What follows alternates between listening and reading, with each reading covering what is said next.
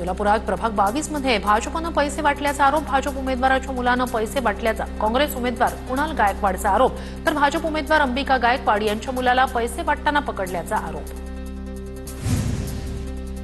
अमरावतीच्या बेलपुरामध्ये भाजपच्या माजी नगरसेवकाच्या घरासमोर पैसे वाटल्याचा आरोप. युवा स्वाभिमान पक्षाच्या कार्यकर्त्यांचा आरोप. पैसे वाटण्यावरून भाजप आणि युवा स्वाभिमानच्या कार्यकर्त्यांमध्ये बाचाबाची. जळगावच्या ममुराबाद नाक्यावर स्थिर सर्वेक्षण पथकाची कारवाई. सोनं आणि चांदीसह 29 लाखांची रोकड जप्त. एका कारमध्ये 29 लाखांची रोकड, 3 किलो चांदी आणि 8 तोळे सोनं पकडलं. डोंबिवली प्रभाग 29 मध्ये पैसे वाटपाच्या आरोपावरून भाजप आणि शिवसेना आमनेसामने. हाणामारीत 4 जखमी. शिवसेनेच्या 2 पदाधिकाऱ्यांसह 5 जणांवर गुन्हा दाखल. शिवसेनेचे उमेदवार नितीन पाटील आणि रवी पाटलांवर गुन्हा दाखल. पोलिसांच्या बंदोबस्तात रुग्णांवर उपचार सुरू. नालासोपारा प्रभाग 15 मधील भाजप उमेदवाराकडून पैसे वाटल्याचा आरोप. पैसे वाटतानाचा व्हिडिओ सोशल मीडियावर व्हायरल. सोसायटी अध्यक्ष सचिव यांना पैसे वाटल्याचा आरोप. मध्यरात्री निवडणूक कार्यालय सुरू ठेवल्यानं स्थानिकांचा संताप. मीरा भाईंदरमध्ये शिवसेनेच्या उमेदवाराच्या नावानं पैसे वाटल्याचा आरोप. शिवसेनेच्या उमेदवार रिया म्हात्रे यांच्या नावानं पैसे वाटल्याचा आरोप. माहिती मिळताच निवडणूक आयोगाची कारवाई. संबंधित महिला आणि रोख रक्कम ताब्यात. अकोल्यात मतदारांना अज्ञाताकडून साडी आणि तिळाच्या लाडूंचं वाटप. भाजपचे उमेदवार मिलिंद राऊत यांचा आरोप. तिळाच्या लाडूच्या बॉक्सवर प्रतिनिधीचे स्टिकर लावल्याचा आरोप. तर काल अज्ञातांकडून साड्यांचं वाटप करण्यात आलं होतं. नालासोपाऱ्यात भाजपच्या कमळ चिन्हाची निशाणी असलेली लाडू पाकिटं वाटल्याचा आरोप. लाडू वाटप करताना कार्यकर्त्यांना विरोधकांनी रंगेहात पकडलं. भाजपकडून आचारसंहितेचं उल्लंघन होत असल्याचा जितेंद्र हजारे आणि रामचंद्र राठोड यांचा आरोप. पिंपरी चिंचवडमध्ये भरारी पथकाची मोठी कारवाई. ड क्षेत्रीय कार्यालयाकडून 19 वॉशिंग मशीन जप्त. मतदारांना वॉशिंग मशीन वाटल्याच्या तक्रारीनंतर भरारी पथकाची मोठी कारवाई. गुन्हा दाखल करण्याची प्रक्रिया सुरू. मालेगावच्या दरेगाव शिवारात एमआयएमच्या उमेदवाराच्या गाडीवर हल्ला. एमआयएमचे उमेदवार विशाल अहिरे यांच्या गाडीवर हल्ला. बाईकवरून येत अज्ञातांनी दगडफेक केल्याचा आरोप.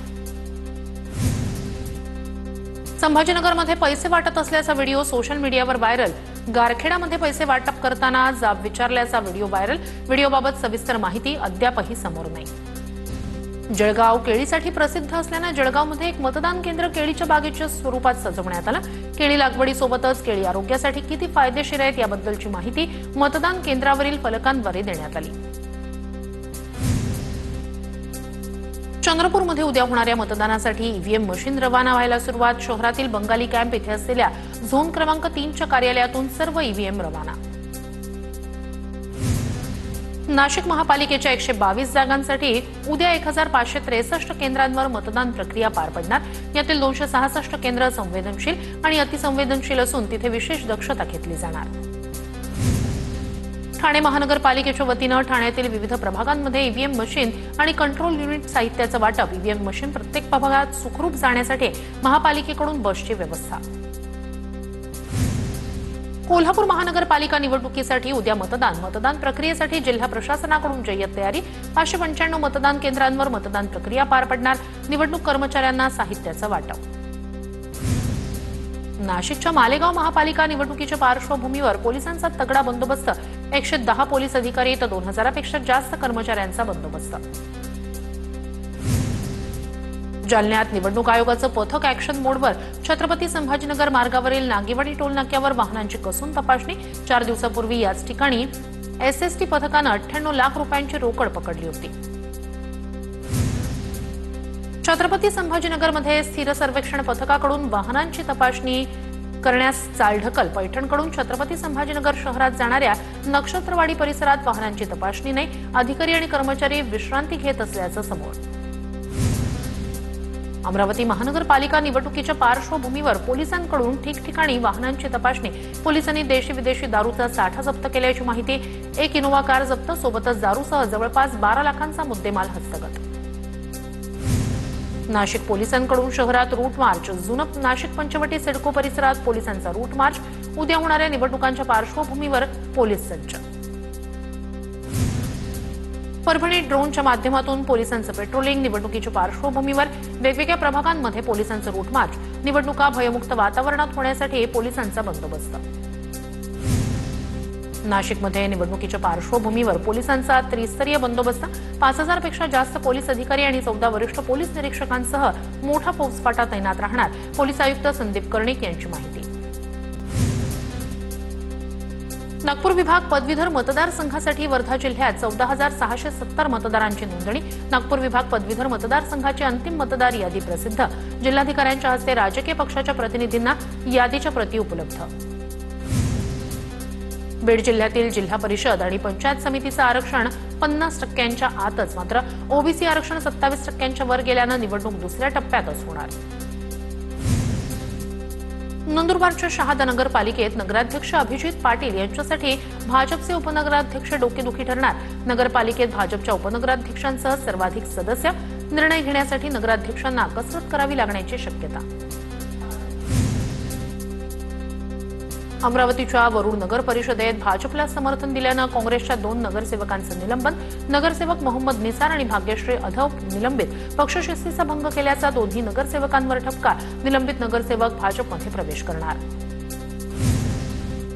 अकोल्यात वंचितच्या 6 कार्यकर्त्यांचं निलंबन मागे. वंचितच्या नेत्या अंजली आंबेडकर यांच्या आदेशानं निलंबन मागे.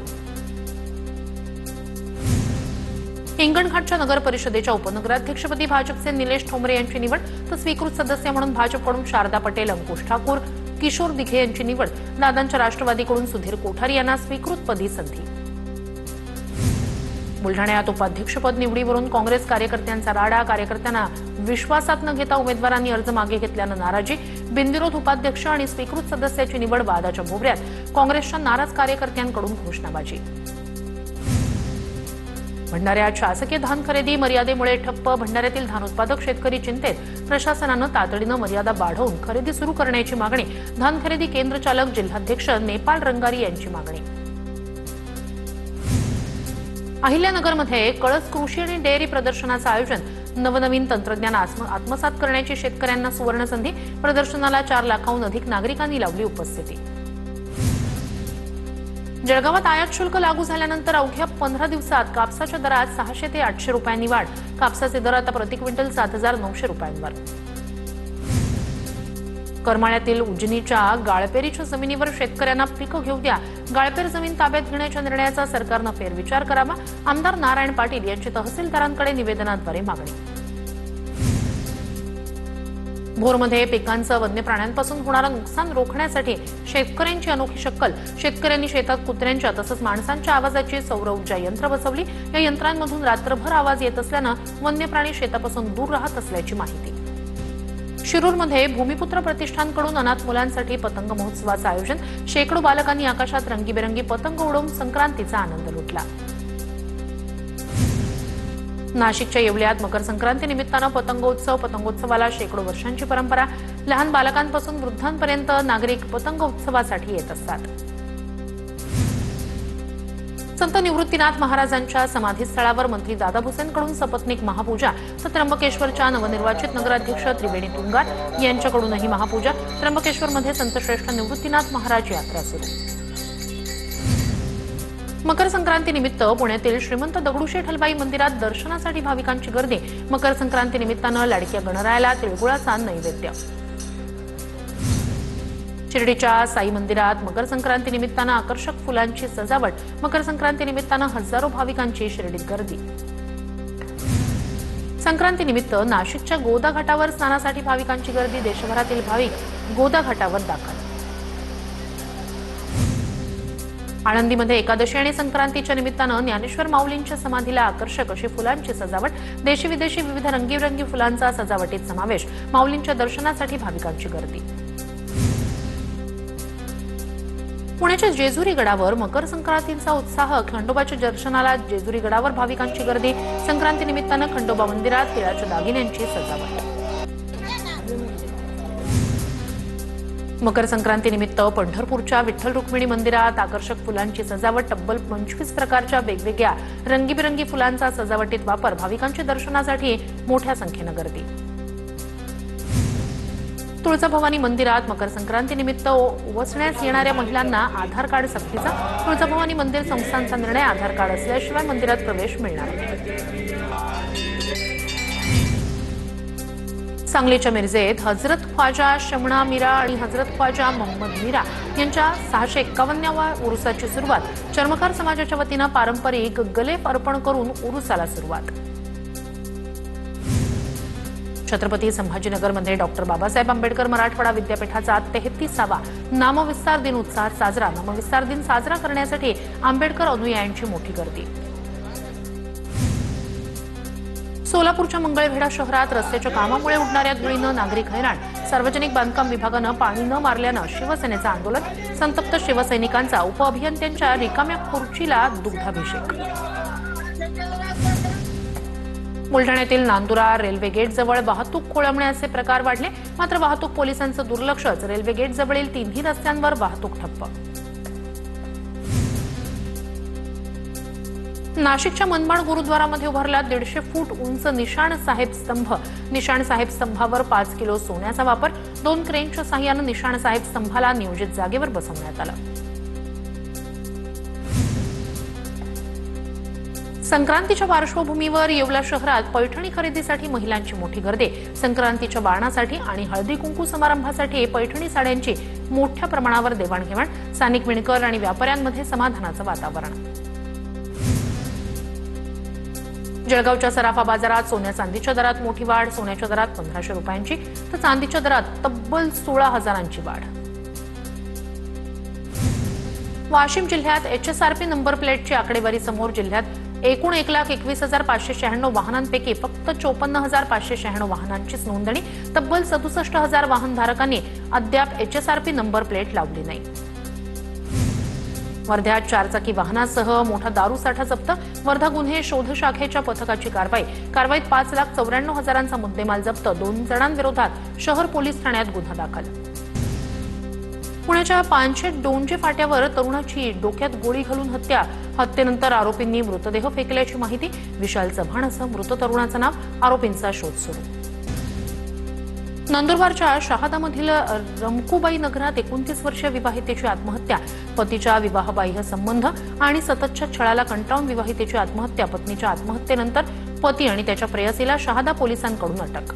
बीडच्या केसमध्ये MD मेडिसिनचे ऍडमिशन मिळवून देतो म्हणत 3,86,00,000ची लूट। आरोपी सौरभ कुलकर्णीला साताऱ्याच्या कराडमधून पोलिसांनी घेतलं ताब्यात। नाशिकच्या मालेगावमध्ये तब्बल 27 लाखांचे मोबाईल जप्त। मालेगाव स्थानिक गुन्हे शाखेची कारवाई। कुरिअर मार्फत पाठवण्यात आलेल्या 140 मोबाईलवर चोरट्यांचा डल्ला। पोलिसांनी परराज्यातील दोघांना ठोकल्या बेड्या। कोल्हापुरात मुख्याध्यापकाकडून आश्रमशाळेतील मुलीवर लैंगिक अत्याचार। कोल्हापूरच्या कागलमध्ये आश्रमशाळेतील घटना। मुख्याध्यापक कृषा दाभोळेला जुना राजवाडा पोलिसांकडून अटक। 2024 साठीचा सेक्वाइट इंडिया सायबर थ्रेट रिपोर्ट जारी। भारतात सायबर हल्ल्यांमध्ये मोठी वाढ। यात वार्षिक 265 दशलक्षहून अधिक सायबर हल्ले, ट्रोजन आणि फाईल इन्फेक्टर सारख्या धोक्यांचा समावेश। BFSI, आरोग्य सेवा आणि हॉस्पिटॅलिटी क्षेत्र सर्वाधिक लक्ष असल्याचं अहवालातून समोर।